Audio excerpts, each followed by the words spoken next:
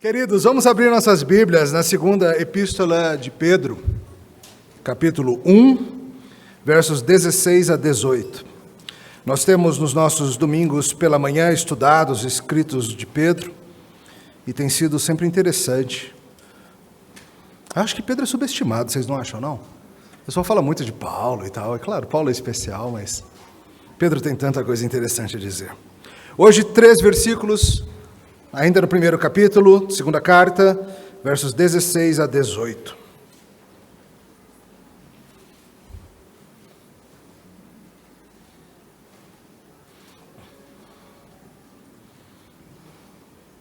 Assim diz a palavra de Deus. Porque não vos demos a conhecer o poder e a vinda de nosso Senhor Jesus Cristo, seguindo fábulas engenhosamente inventadas, mas nós mesmos fomos testemunhas oculares da sua majestade, pois ele recebeu da parte de Deus Pai honra e glória, quando pela glória excelsa lhe foi enviada a seguinte voz: este é meu Filho amado, em quem me comprazo. Ora, esta voz, vinda do céu, nós a ouvimos quando estávamos com ele no Monte Santo. Amém. Vamos orar. Senhor, hoje, ao considerarmos o que se passou naquele Monte Santo, e o que nosso irmão Pedro tem a nos dizer sobre isso, pedimos que encoraje nossos corações, em nome dele. Amém. Sabe quando alguém mais velho te conta algo, te conta uma história do passado, te conta algo que ele presenciou, que ele viveu, e só no jeito dele, só no faiscar dos olhos, você percebe que ele está te contando algo que é central para ele, que é muito importante mesmo. Às vezes é um avô que um dia te pega meio desprevenido ali, depois de um jantar ou alguma coisa assim, e ele começa a contar de algo muito especial que ele viveu na sua infância, na sua juventude, e você vê nos seus olhos, foi assim mesmo. Às vezes é um amigo que está te contando de algo especial que se passou, um ato de grande bravura ou de grande medo.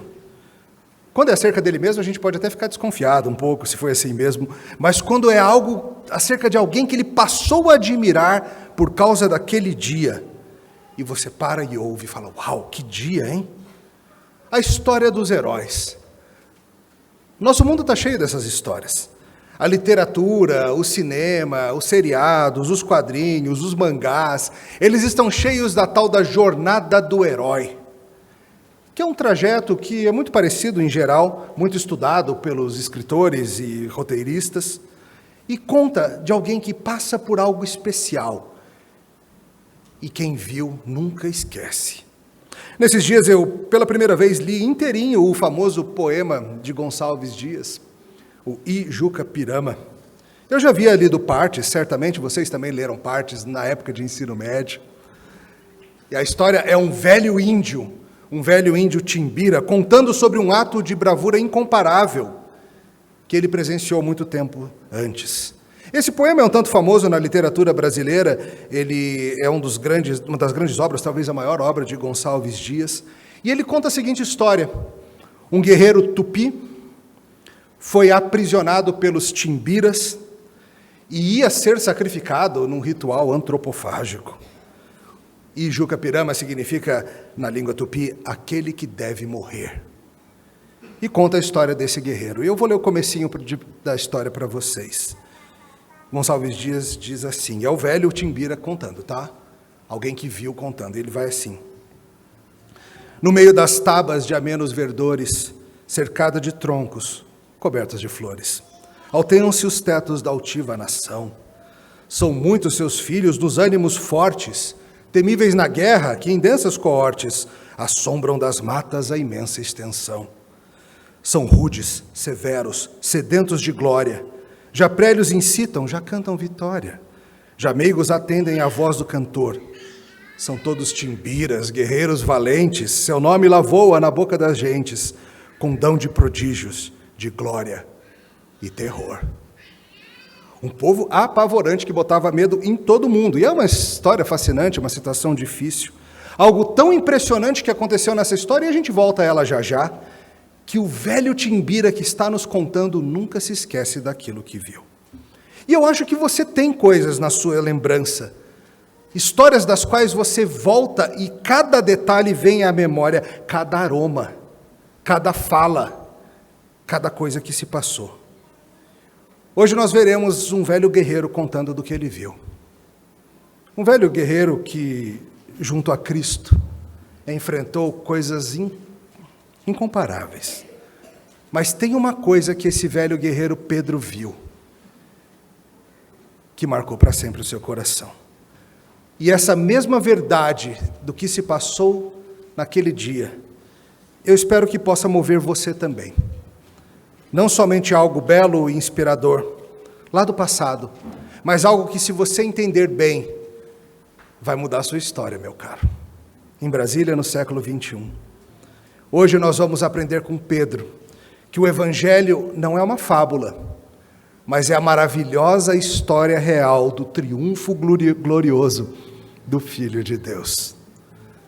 O Evangelho não é uma fábula, mas é a maravilhosa história real do triunfo glorioso do Filho de Deus. Nós vamos ver isso em 3 partes. Primeira parte delas, o Evangelho não é uma fábula. Olha o que Pedro nos diz no verso 16. Porque não vos demos a conhecer o poder e a vinda do nosso Senhor Jesus Cristo, seguindo fábulas engenhosamente inventadas. Pedro vem nos incentivando a pensar sobre o que nos foi dado e, em consequência disso, vivermos crescendo. Ele, mesmo se aproximando a hora de deixar o seu corpo terrestre, esse tabernáculo terreno, ele precisava nos dizer algumas coisas muito sérias acerca de Jesus Cristo, acerca do que temos nele, acerca de como tudo isso deve nos encorajar rumo ao crescimento e à fé. E agora ele volta a nos lembrar de algo. Ele precisa que você entenda que essa história de Jesus e do que ele fez enquanto esteve pela terra é verdade verdadeira. O que nós estamos falando sobre Jesus Cristo não vem de fábulas que a gente inventou, que a gente sentou para pensar numa história bacana. E veja como Pedro usou o plural, percebeu? Que nós estamos contando. Quem são esses nós? O corpo dos apóstolos. Aqueles homens que foram chamados pelo próprio Jesus Cristo para andar com ele por cerca de 3 anos, pela Galileia, pela Judéia, indo da além do Jordão, e depois serem testemunhas do que viram, primeiramente em Jerusalém, depois na Judéia e Samaria e até os confins da terra. Eles foram testemunhas oculares de seu poder e sua vinda, e isso foi atestado por tudo que ele fez e fará. E ele vai falar a razão disso. Sabe por que Pedro insiste nisso? Porque é verdade, e só assim tem valor. O Evangelho de Jesus Cristo não nos serve de nada se ele for apenas uma fábula, uma historinha bonitinha. Se é apenas uma fábula, o seu poder não é verdadeiro. Se é apenas uma fábula, nós não temos que esperar a sua vinda. Ele não vai vir a coisa nenhuma. Veja, o Evangelho muitas vezes é acusado precisamente de ser essas coisas, não? Fábulas, mitos, histórias para a criança dormir, histórias para acalentar o coração de um povo que tem medo do escuro. Eu mesmo tive um professor de faculdade que adorava ficar falando sobre isso. Não era o assunto do curso, tá? Não era essa matéria. Mas por alguma razão, a cada 2 aulas ele dava um jeito de falar sobre como a Bíblia está cheia de contradições, e isso e aquilo, e a história. Muita gente insiste nisso, que o Evangelho é uma fábula inventada por gente maluca, ou crédula, ou mal intencionada. Gente que acreditava em coisas como multiplicação de pães, gente que acreditava em possessão demoníaca, gente tão crédula que acreditava até que um morto pode ressuscitar. Já pensou um negócio desse? Histórias contadas para impressionar os facilmente impressionáveis, aqueles primitivos do passado. Outros diriam que o Evangelho é um jeito de manter o povo manso.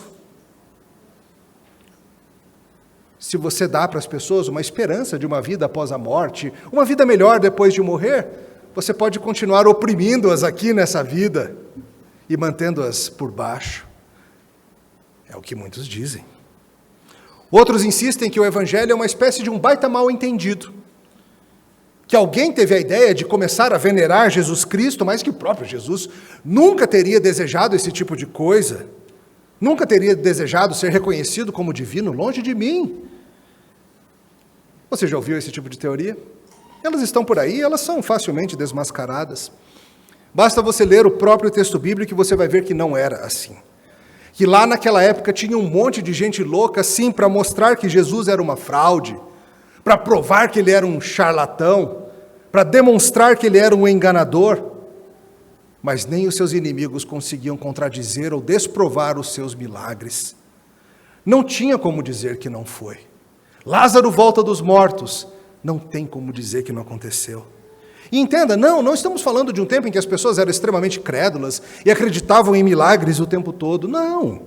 Havia, como hoje, muito ceticismo, muita desconfiança, muitas tentativas de achar outras explicações, mas simplesmente não era possível. Mas você vai ouvir por aí. Vocês creem em Jesus Cristo, vocês são ovelhinhas mansas e são mantidas assim por essa religião. Vocês colocam sua esperança numa vida futura e assim aceitam toda e qualquer opressão nesta vida. Outros vão pelo caminho de dizer que esses fatos aqui de Jesus Cristo, na verdade não importa muito se aconteceram ou não. O que importa é que são histórias tão bonitas e tão inspiradoras. Tem muita gente que deseja desassociar a boa nova da história. Querem falar mais ou menos assim, escuta, se você já deve ter ouvido algo assim, não importa muito se Jesus ressuscitou dentre os mortos, essas coisas não acontecem. O que importa mesmo é que ele deixou para a gente uma história tão bela, um exemplo de cuidado e amor ao próximo tão interessantes, que ele mostrou na sua vida como amar, e se nós nos inspirarmos no seu exemplo, o mundo vai ser melhor. Já ouviu isso? Algo assim? Eu não acredito nisso não, tá, gente? Eu estou fazendo aqui do jeito errado. Outros vão ainda mais longe e dizem o seguinte, na verdade nem importa se existiu esse tal de Jesus ou não. Provavelmente isso tudo é inventado. No fundo não é diferente de um personagem de um filme. Você não assiste o filme do Superman e fica inspirado com ele? Você não assiste um filme, sei lá, uma história, você não lê um livro como O Senhor dos Anéis e fica animado com as histórias de bravura? Então é assim, é uma fábula cuidadosamente criada, engenhosamente escrita, porque o que importa não é se aconteceu ou não, o que importa é que influencia a gente, nos faz o coração ficar quentinho, e não a sua historicidade. Mas hoje Pedro está dizendo para você, é o oposto disso. Se Jesus Cristo não existiu de verdade, se na história humana, na história desse mundo, o Filho de Deus não ressuscitou dentre os mortos, não mostrou o seu poder de várias formas, então, meus caros, essa tal de influência inspiradora não serve de nada. E nós não temos nenhum direito e nenhuma esperança de que ele volte. Provavelmente o corpo dele já virou poeira em algum buraco lá no Oriente Médio. Pedro está dizendo, se isso aqui é só uma fábula, gente, vamos botar o cadeado na porta da igreja, apagar a luz, desligar o ar-condicionado e fingir que isso aqui nunca aconteceu. E vamos embora. Vamos colocar a Bíblia na seção de ficção das bibliotecas. E não tem nem por que abri-la. Tem outras histórias que nos inspiram. E vamos parar de perder o domingo, né? Olha vocês aqui. Podiam estar no eixão do lazer, podiam estar dormindo, podiam estar andando de pedalinho no Lago Paranoá, podiam estar em um hotel fazenda por aí, podiam estar só dormindo, assistindo Fórmula 1, curando a ressaca do Flamengo, podiam estar fazendo um monte de coisa aí. Estão na igreja adorando, por causa de uma fábula? Pedro insiste contigo. Nós não vimos algo que foi de fábula, nós vimos algo real. A Bíblia insiste, não é uma historinha, não é um mito, não é uma armação, não é um coluio. É o que então, Pedro? Nosso segundo ponto. O Evangelho é uma história real, que traz um homem poderoso e glorioso. Vamos ver de novo o verso 16.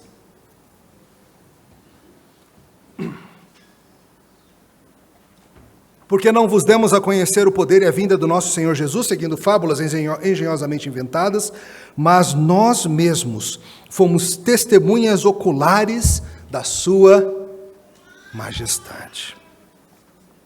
Pedro insistiu no verso 16 que estamos falando do seu poder e da sua vinda futura. Nas nossas histórias que nós contamos, nós sempre colocamos gente impressionante. Você já deve ter percebido isso. Inúmeros filmes, inúmeras histórias em que a gente fala dos grandes guerreiros que enfrentaram a morte, que enfrentaram os mais poderosos adversários. Essa semana mesmo eu gravei com alguns amigos um podcast sobre isso, falando sobre a jornada do herói e os passos envolvidos nisso tudo. Logo aparece por aí, a gente gravou para a PECOM. E lá em Ijuca, Pirama, aquele que deve morrer, aquele que deve morrer. Um dos trechos mais famosos do poema de Gonçalves Dias é justamente o guerreiro falando da sua glória e do seu poder. Eu acho que esse pedaço você já ouviu e vai assim. Meu canto de morte, guerreiros, ouvi, sou filho das selvas, nas selvas cresci. Guerreiros, descendo da tribo Tupi. Da tribo pujante que agora anda errante, por fado inconstante, guerreiros, nasci. Sou bravo, sou forte, sou filho do norte, meu canto de morte, guerreiros, ouvi. Já vi cruas brigas de tribos inimigas e as duras fadigas da guerra provei. Nas ondas mendaces senti pelas faces os silvos fugaces dos ventos que amei. A gente lê esse negócio e fica assim, vai pra briga. Já o cara vindo assim, E as nossas histórias são assim, né? Histórias que nos impressionam pelos poderes daqueles que estão envolvidos. Sem lutas impressionantes, sem demonstrações de poder, nós não teríamos por que ter filmes, seriados, literatura ou mangás. E Pedro está insistindo contigo hoje. Foi real. Eu vi o poder daquele homem. Não é uma historinha para enganar. Eu vi. E eu vi a ponto de que eu estou disposto a morrer por isso. Nós vimos o poder dele, gente. Tá, Pedro, como que você viu o poder dele? Como foi isso? Você quer uma lista completa? João disse que não tem como ter lista completa. A gente não tem livros o suficiente para fazer uma lista completa. Mas eu posso te dar uma palhinha. O poder desse grande guerreiro celestial encarnado. Eles viram Jesus salvar uma festa de casamento transformando água em vinho.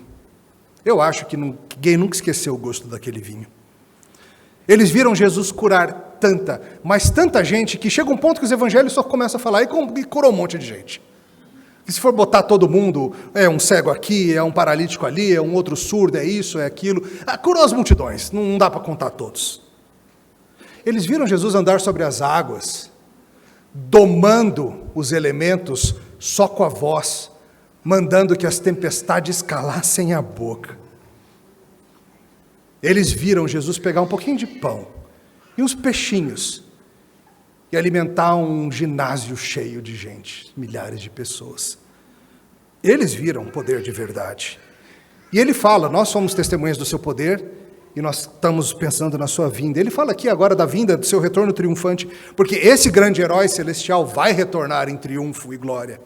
E Pedro faz menção a uma ocasião em especial, onde poder e majestade, ou poder e glória, foram demonstrados de forma incomparável. Qual é essa situação? É a transfiguração. Aquela situação que nós lemos em Mateus 17, que é descrita também em outros evangelhos, a transfiguração.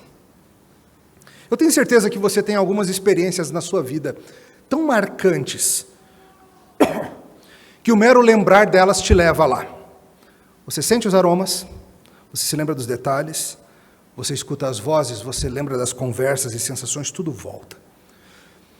Pedro viveu algumas grandes experiências, eu tenho certeza, por exemplo, de que Pedro nunca se esqueceu de como era sentir água firme debaixo dos seus pés. Água firme. Você já sentiu isso? Não, né? Você pisa na água, ela afunda. Ele sentiu água firme debaixo dos seus pés. Não durou muito, mas sentiu. Eu acho que ele nunca esqueceu o sabor do vinho lá de Caná.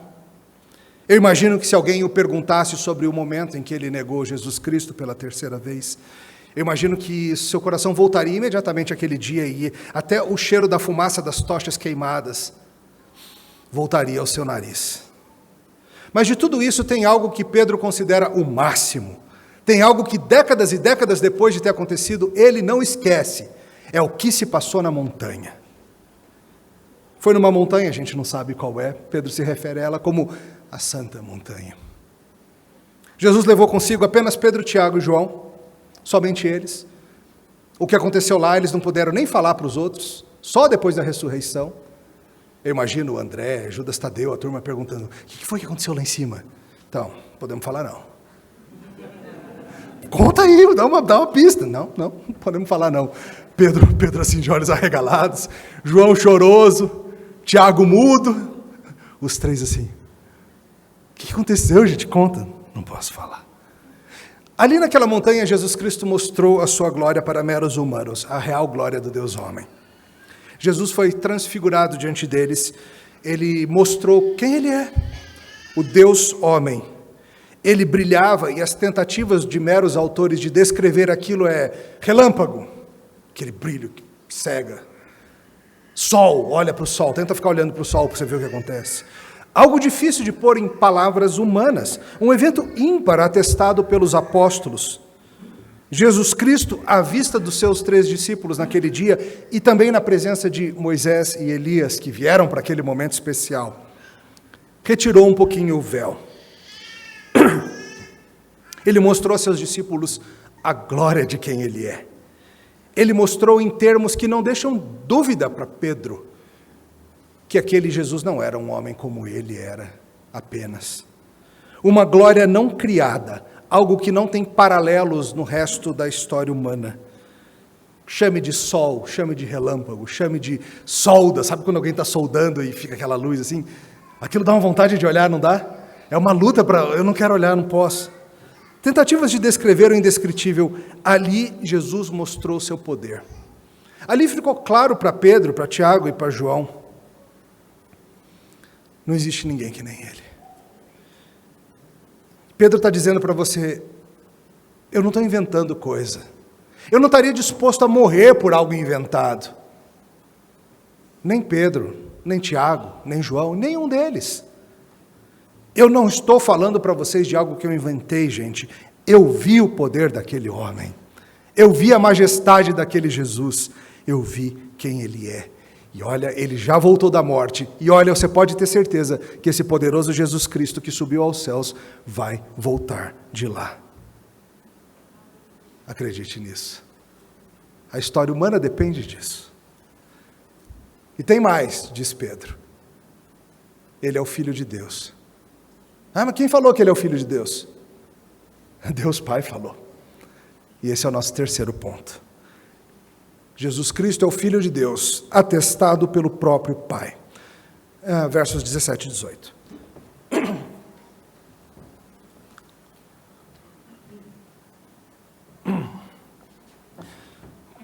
Pois ele recebeu da parte de Deus Pai honra e glória, quando pela glória excelsa lhe foi enviada a seguinte voz: este é o meu Filho amado, em quem me comprazo. Ora, esta voz vinda do céu nós a ouvimos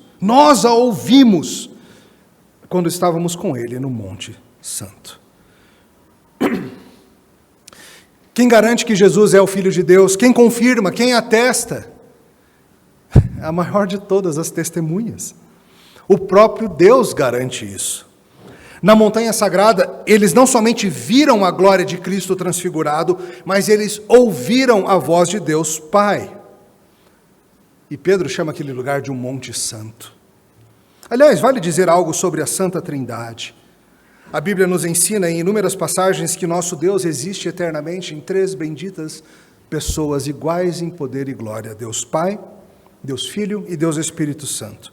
Hoje, nossos jovens que professaram a fé afirmaram crer nessa verdade da Santa Trindade.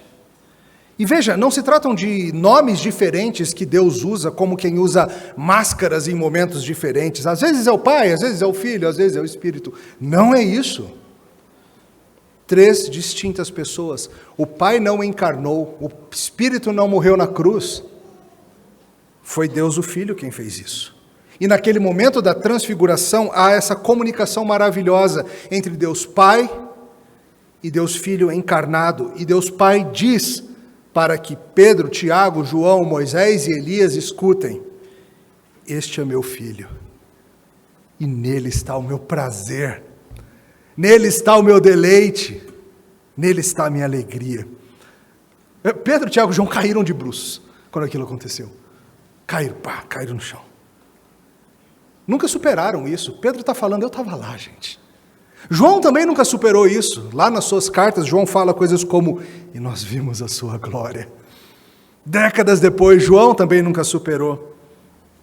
E Tiago morreu cedo. Foi o primeiro. Mas tenho certeza de que esse dia nunca saiu da sua mente também. Você superaria ter visto algo assim?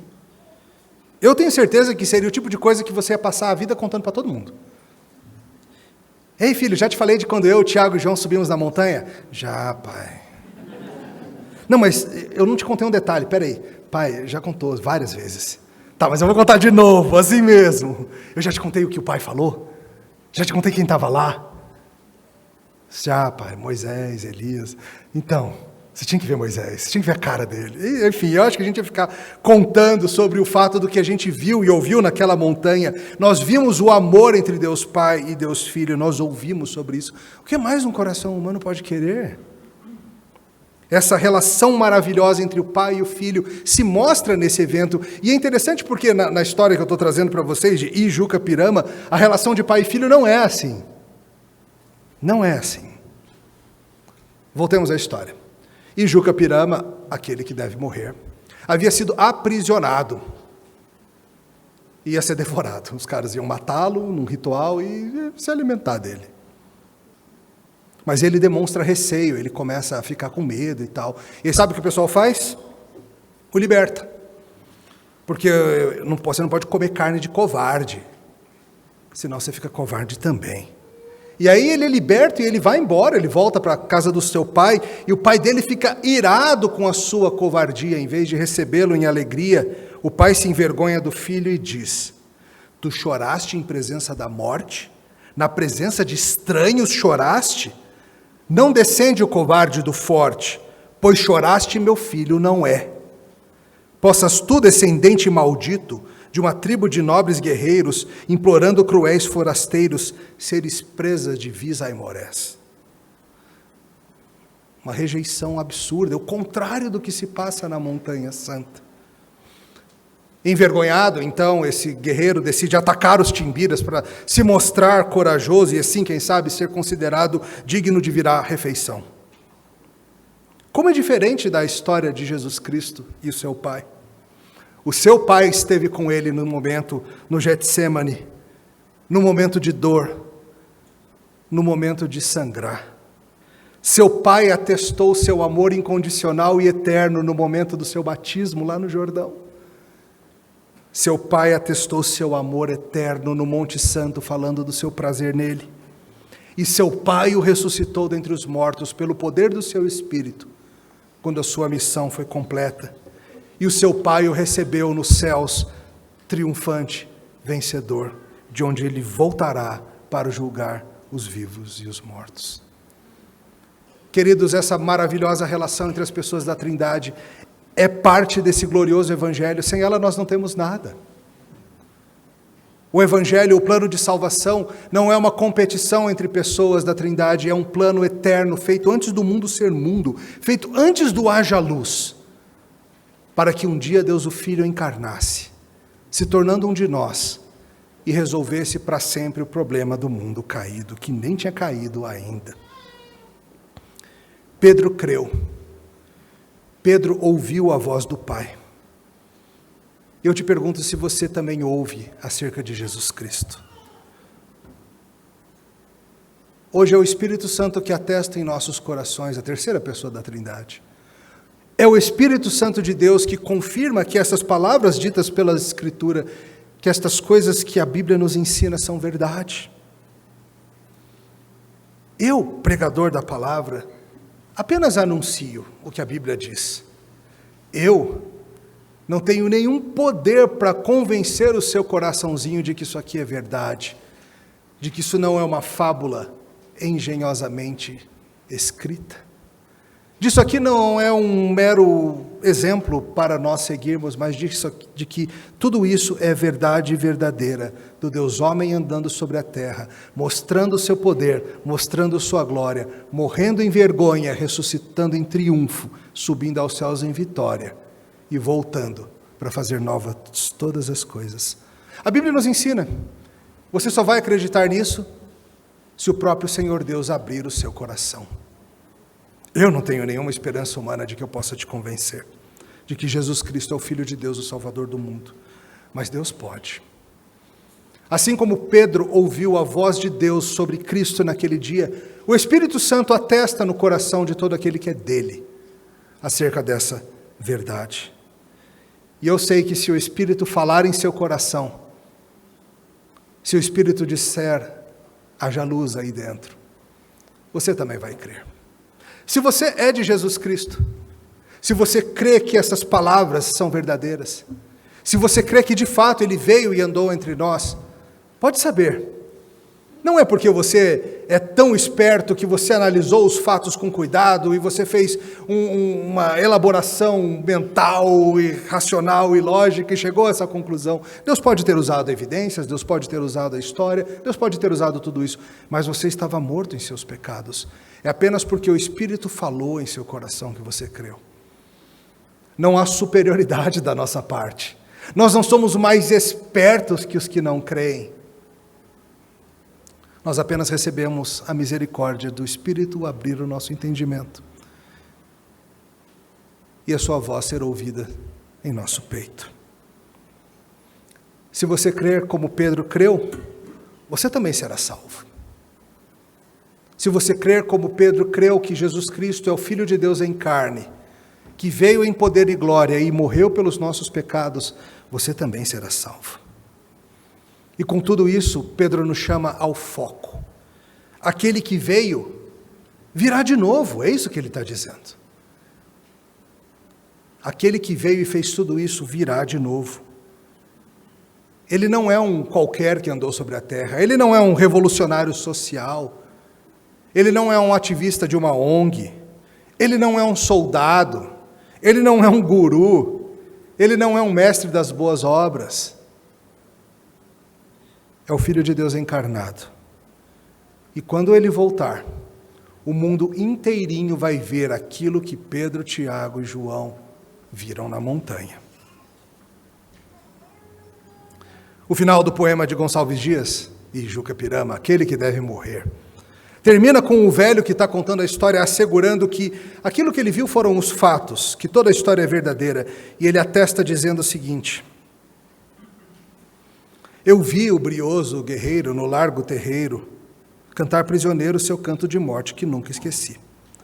Valente como era, chorou sem ter pejo, parece que o vejo, que o tenho nesta hora diante de mim. Eu disse comigo, que infâmia de escravo, pois não, era um bravo. Valente e brioso como ele não vi. E a fé que vos digo parece-me encanto que quem chorou tanto tivesse a coragem que tinha o Tupi. E assim o Timbira, coberto de glória, guardava a memória do moço guerreiro do velho Tupi. E à noite, nas tabas, se alguém duvidava do que ele contava, tornava prudente. Meninos, eu vi. Todos nós já vimos coisas maravilhosas para contar aos nossos netos. E hoje Pedro está dizendo para você qual é o grande meninos. Eu vi dele. Meninos, eu ouvi a voz do Pai. Meninos, eu vi o amor encarnado em homem, brilhando diante dos meus olhos. Meninos, eu vi Jesus Cristo, aquele que deveria morrer, ser levado à cruz em coragem e ressurgir dos mortos em triunfo. O apóstolo Pedro hoje te diz, não é uma historinha para criança dormir, não é uma ferramenta para oprimir os pobres, é a história desse mundo contada na pele de um homem. Meninos, eu vi. E a boa notícia, meu caro, é que se você crer nele, um dia você também vai ver. Você vai ver o que Pedro viu. você vai ver o Cristo ressurreto, com sua glória não criada, com cicatriz e tudo. Espera para você ver. Te louvamos, Senhor, porque Pedro viu e nos contou a respeito do que viu. O grande guerreiro, o grande Deus encarnado, em forma de servo, vencendo por meio de morrer, vencendo por meio de ser capturado. Sua glória estava na sua humilhação. Sua humilhação o levou a ser glorificado. E nisso tudo, uma história de amor entre Pai, Filho e Espírito. Um amor que se derrama em direção a Pedro, a Tiago, a João, a Moisés, a Elias e a todos nós que, séculos depois, cremos. Senhor, Pedro hoje nos diz que ele viu, e a gente queria tanto ver também. Com os olhos da fé nós já vemos, porque o Espírito nos falou. Mas nós ansiamos pelo dia em que, com novos olhos, estes mesmos, não de outros, nesta carne, não em outra, como Jó falou, veremos o nosso Redentor sobre a terra, conheceremos a sua glória não criada, celebraremos para sempre o que ele fez, no nome dele. Amém. Vamos cantar?